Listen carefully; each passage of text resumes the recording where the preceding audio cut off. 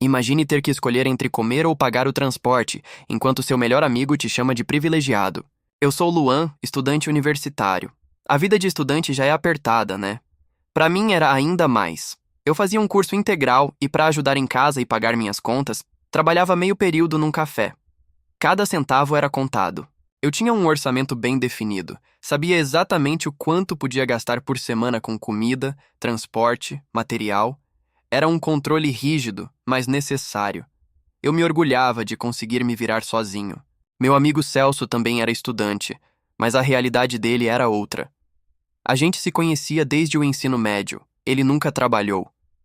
A mãe dele, a Gabriela, era quem bancava tudo. Mesada, aluguel do nosso apartamento. Sim, a gente dividia um lugar pequeno perto da faculdade. E até os passeios. Celso vivia numa bolha sem entender o valor do dinheiro. Para ele, ter um cartão que passava na maquininha significava ser rico. E eu, por ter um cartão funcional, mesmo que com um limite apertado, era o rico da dupla. Essa mentalidade dele sempre me incomodou, mas eu tentava relevar. Afinal, éramos amigos. O problema é que o esquecer a carteira virou um hábito. No começo, era uma vez ou outra, e eu até ajudava sem pensar muito. Mas logo virou rotina. Saíamos para comer alguma coisa, o pedido chegava, e na hora de pagar, lá vinha o Celso com a mesma história. Esqueci a carteira, irmão. Paga pra mim, te pago semana que vem quando a minha mãe depositar. A Gabriela, mãe dele, era uma mulher boa, sempre gentil comigo, preocupada com o Celso. Ela dava a mesada religiosamente, mas Celso gastava tudo em poucos dias e ficava zerado. Aí ele vinha pra cima de mim. Eu sabia que ele se aproveitava, mas a amizade falava mais alto. Eu sempre acabava cedendo, mesmo que isso bagunçasse todo o meu planejamento da semana. Eu ficava com um aperto, mas pensava, é só um amigo. Mal sabia eu que as coisas iam piorar muito. Foi numa noite, fazia umas semanas que a gente estava nesse esquema de Celso sempre esquecer a carteira. Um grupo de amigos da faculdade decidiu sair para comer. A gente foi num barzinho novo que abriu perto da universidade. O lugar era simples, mas a comida parecia boa, e os preços eram justos, o que era ótimo pro meu bolso. Eu tinha feito as contas antes de sair de casa. Sabia exatamente o que podia pedir e quanto iria gastar. A noite estava animada. Conversamos, rimos bastante. Pedimos uns petiscos, umas bebidas. Eu estava relaxado, aproveitando o momento, feliz por ter um tempo para descontrair depois de uma semana pesada de aulas e trabalho. Quando a conta chegou, o garçom deixou ela no meio da mesa. Todo mundo começou a pegar a sua parte. Eu já tinha o valor certinho na cabeça. Celso, que estava sentado ao meu lado, me deu uma cutucada. Eu olhei para ele. Ele fez uma cara de quem ia pedir um favor. E aí, Luan, me salva de novo? Ele sussurrou, mas dava para sentir que ele não estava realmente pedindo, estava mais afirmando. Eu já sabia o que vinha. Minha mandíbula travou um pouco. Eu respirei fundo, tentando manter a calma. O que foi agora, Celso? Perguntei, já sentindo um cansaço. Pô, irmão, esqueci a carteira. De novo. Ele deu um sorriso meio amarelo, como se fosse a coisa mais normal do mundo. Você pode colocar a minha parte no seu cartão? Te pago semana que vem, quando a Gabriela mandar a grana. Meu coração bateu um pouco mais rápido. O valor da parte dele era uns R$ 35. Não era uma fortuna, mas para mim, naquele momento, era uma diferença enorme. Eu já tinha planejado minha semana toda sem contar com esse gasto extra.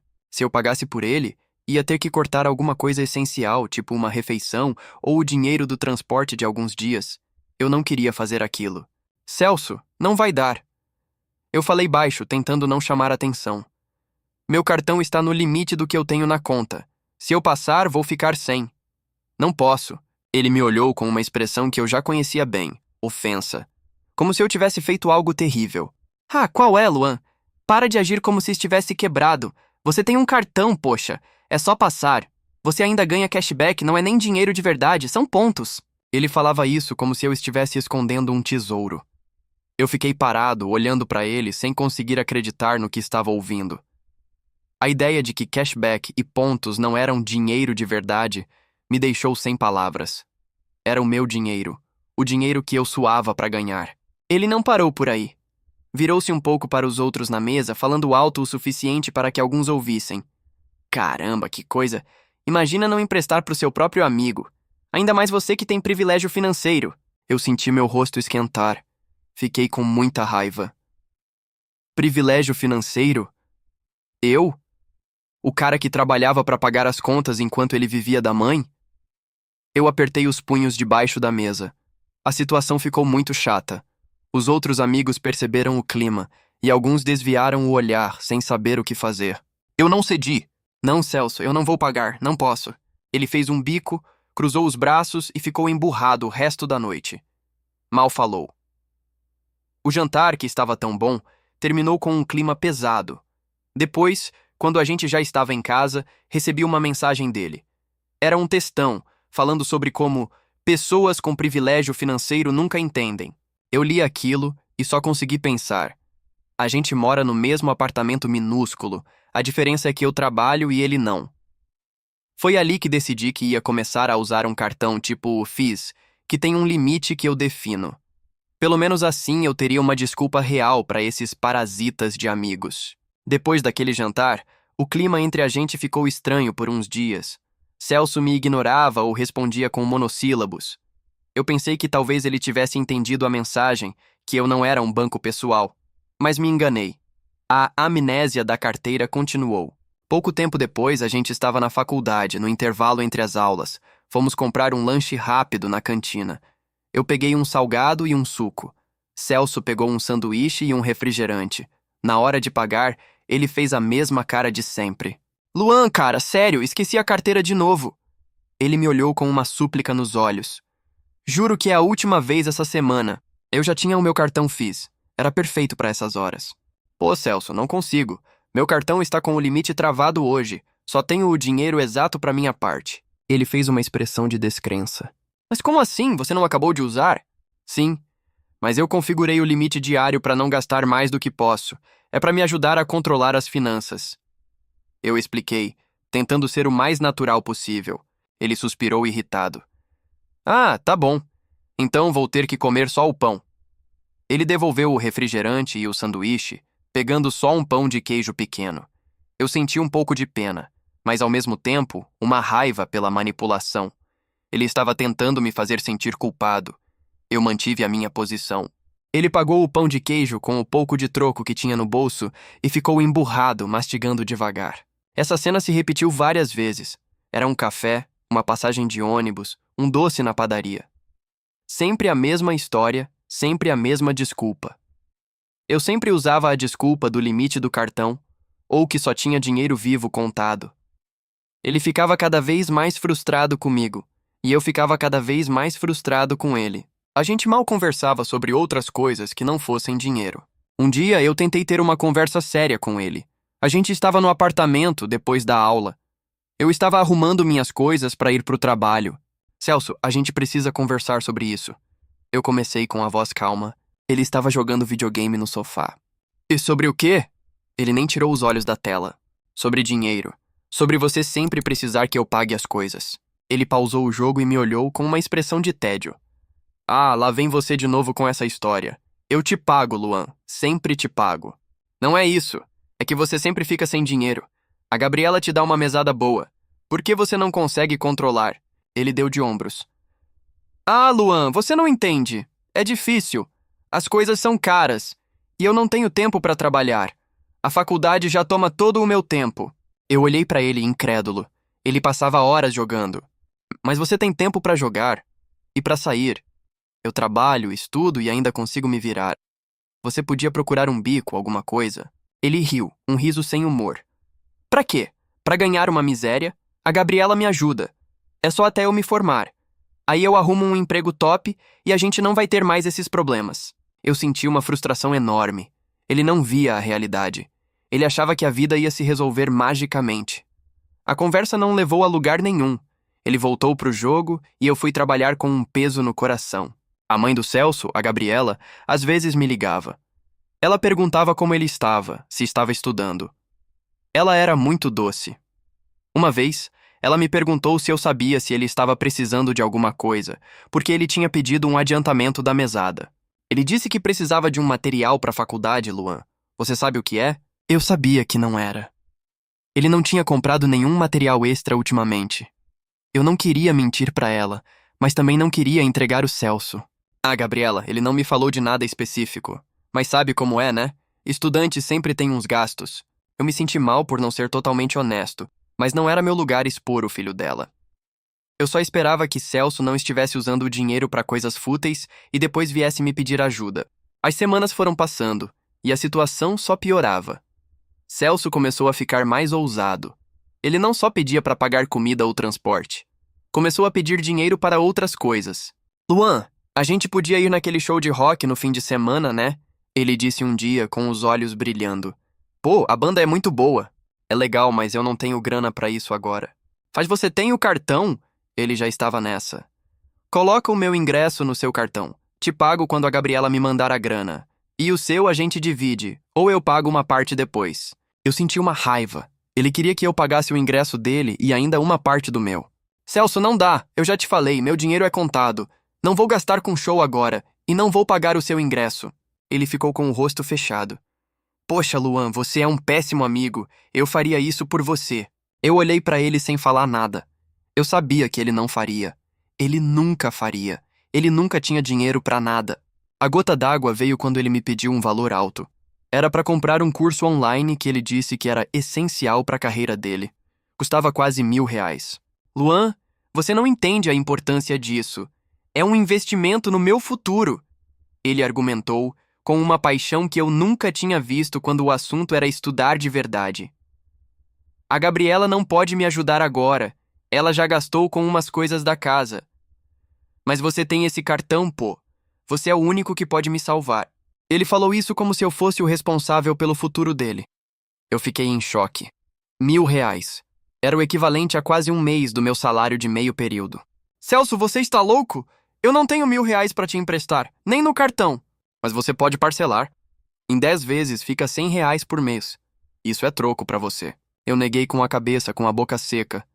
Não, Celso. Eu não vou fazer isso. Eu não posso. E mesmo que pudesse, não faria. Você precisa aprender a se virar. Ele ficou furioso. O rosto dele ficou vermelho. Você é um egoísta. Um mesquinho. Você se diz meu amigo, mas na hora que eu mais preciso, você me vira as costas.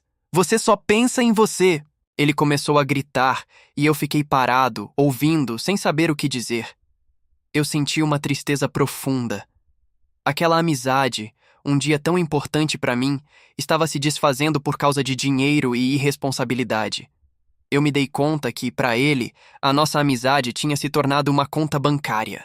A discussão sobre o curso online de R$ 1.000 foi o ponto de virada. Celso não me falou por uns dias, e eu até achei que ele tinha desistido da ideia, ou que talvez tivesse arrumado outra forma de conseguir o dinheiro. Mas ele não desistiu. Ele só mudou de tática. Uma semana depois, eu estava em casa, estudando para uma prova importante. Meu celular tocou. Era a Gabriela. Eu estranhei. Ela nunca me ligava sem ser para perguntar do Celso ou para avisar alguma coisa da mesada dele. Oi, Gabriela, tudo bem? Eu atendi, com um pressentimento ruim. Oi, Luan, querido. Tudo sim, e você? A voz dela era sempre suave, mas eu percebi uma pontinha de preocupação. Luan, o Celso me disse que você está com um problema sério. É verdade? Eu fiquei confuso. Problema sério? Que tipo de problema? Ele me disse que você precisa de um dinheiro emprestado e que ele não tem como te ajudar. Que você está numa situação difícil. Ele disse que você pediu para ele não me contar, mas que ele ficou preocupado e achou que eu deveria saber. Eu senti um choque forte. Eu fiquei sem ar por um momento. Celso tinha mentido para a própria mãe, me usando como desculpa para conseguir dinheiro. Ele estava me colocando numa situação horrível com a Gabriela. Gabriela, isso não é verdade. Eu falei tentando controlar a minha voz, que estava um pouco trêmula. Eu não pedi dinheiro pro Celso. Eu não estou com problema nenhum. Ah, Luan, não precisa ter vergonha. Se precisar, pode falar. O Celso me disse que é para uma conta da faculdade, que você está com dificuldade para pagar. Eu senti uma raiva que nunca tinha sentido antes. Não era só por ele ter mentido, mas por ter envolvido a mãe dele, por ter me exposto de uma forma tão descarada. Ele estava destruindo a confiança que a Gabriela tinha em mim. Gabriela, por favor, me escuta. O Celso está inventando isso. Ele está tentando conseguir dinheiro de você. Ele queria que eu pagasse um curso online para ele, um curso caro. Eu disse que não podia e agora ele está usando essa história. Eu não preciso de nada. Eu estou bem. Houve um silêncio do outro lado da linha. Eu podia imaginar a confusão da Gabriela. Luan, eu não estou entendendo. O Celso me disse. Ele mentiu, Gabriela. Ele mente o tempo todo sobre dinheiro. Ele sempre me pede para pagar as coisas e eu sempre acabo tendo que dizer não. Ele não trabalha, não se esforça e vive usando você e quem ele pode para se bancar. Eu estava falando rápido, as palavras saindo sem que eu pudesse segurá-las. Eu estava com muita raiva e também me sentia mal por desmascarar o Celso para a mãe dele, mas eu não via outra saída. Eu não podia deixar ele me usar daquele jeito. Eu não sei o que dizer, Luan. A voz dela estava mais fraca. Eu sei que é difícil de acreditar, Gabriela, mas é a verdade. Eu sinto muito por ter que te contar isso, mas eu não podia deixar ele inventar uma história dessas sobre mim. Depois da ligação, eu estava tremendo. Eu não sabia o que ia acontecer. Eu estava com muita raiva do Celso. Eu sabia que ele estava no apartamento. Eu fui até a sala onde ele estava jogando. Ele me olhou com um sorriso cínico. E aí, Luan, conseguiu convencer a Gabriela? Ela vai te ajudar, né? Eu parei na frente da televisão, bloqueando a visão dele. Ele me olhou irritado. O que foi? Vai me dar sermão de novo? Você ligou para sua mãe e mentiu, Celso. Você disse que eu estava com um problema e precisava de dinheiro. Você me usou para conseguir grana da sua mãe. Ele deu de ombros como se não fosse nada demais. Ah, qual é, Luan? Era só uma estratégia. Eu precisava do dinheiro. E você não quis me ajudar. Eu não conseguia acreditar na frieza dele. Você não tem vergonha de mentir para sua mãe? De me colocar nessa situação? Vergonha de quê? Ela ia me dar o dinheiro de qualquer jeito. E você é o rico da história, com o cartão que funciona. Eu fechei os olhos por um segundo. Aquele era o fim. Acabou, Celso, eu disse com a voz firme. Eu não vou mais pagar nada para você. Eu não vou mais te acobertar. E eu vou procurar outro lugar para morar. Não dá mais pra gente viver junto. Ele largou o controle do videogame. O rosto dele ficou branco. O quê? Você está falando sério? Mas sério impossível. Eu não sou seu banco. Eu não sou sua babá. E eu não sou seu cúmplice nas suas mentiras. Ele ficou me olhando sem reação. Eu não esperei uma resposta. Virei as costas e fui para o meu quarto. Comecei a juntar as minhas coisas, as poucas que eu tinha. Eu sabia que não podia ficar ali nem mais um dia. O clima no apartamento era insuportável. Eu estava com raiva, mas também com uma sensação de alívio por ter colocado um ponto final. Eu não sabia para onde ia, mas sabia que qualquer lugar seria melhor do que continuar vivendo daquele jeito. Eu só queria a distância do Celso e das suas mentiras. Eu ainda não tinha falado com a Gabriela depois daquela ligação, e a ideia de ter que explicar tudo de novo me deixava exausto. A amizade tinha acabado, e o preço disso era muito mais alto do que qualquer dinheiro que ele já tinha me pedido.